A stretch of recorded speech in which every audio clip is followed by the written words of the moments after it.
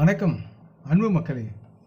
இந்த பதிவில் நாம் பார்க்கிறபோது கன்னிராசியின் வாராந்திர கிரக ராசி பலன். இந்த அக்டோபர் மாதம் 7ஆம் தேதி முதல் அக்டோபர் 13ஆம் தேதி வரை உள்ள கன்னிராசியின் வாராந்திர கிரக ராசி பலன் பற்றி விரிவாக இப்பதிவில் பார்ப்போம். இப்பதிவை பார்க்கும் கேட்கும் அன்பர்கள் யாவரும் லைக் செய்து சப்ஸ்கிரைப் செய்து பகிர்வது நல்லது. கன்னிராசி பலன்.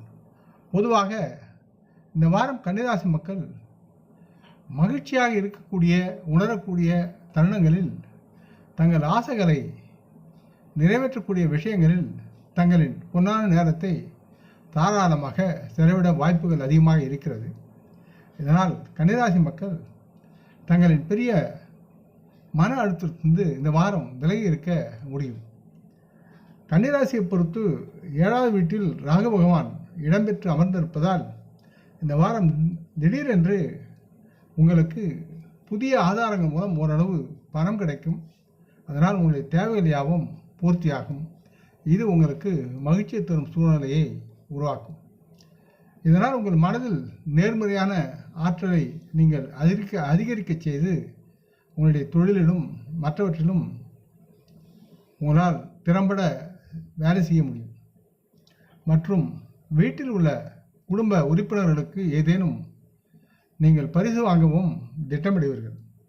கன்னிராசி மக்களாகிய நீங்கள் தங்களின் குடும்ப வியாபாரம் செய்தால் இந்த வாரம் உங்களுக்கு அதில் சாதகமான ஆதாயம் சார்ந்த பலன் கிடைக்கும் என்று நம்பலாம். கூடுதலாக நீங்கள் சமீபத்தில் உங்கள் குடும்பத்துடன் ஒரு புதிய தொழிலை தொடங்க முற்பட்டாலும் நீங்கள் ஒரே நேரத்தில் பலவிதமான முதலீடு செய்வதை தவிர்க்க வேண்டும். மற்றும் ஒன்றுக்கு மேற்பட்ட முதலீடுகளை புத்திசாலித்தனமாகவும் சிந்தனையுடனும் செய்ய வேண்டும் என்பதை மனதில் கொள்ள வேண்டும்.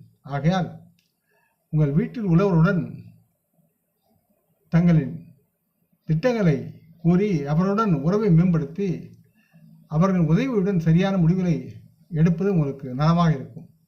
இந்த வாரம் வணிகர்கள் மற்றும் தொழில் செய்யும் வர்த்தகர்கள் எந்த ஒரு வணிக கூட்ட ஆவணங்களையும் ஆழமாக புரிந்து கொள்ளாமல் அவற்றை சரியாக படிக்காமல் ஏதோ ஒரு நம்பிக்கையில் கையொப்பமிடுவதை தவிர்க்க வேண்டும்.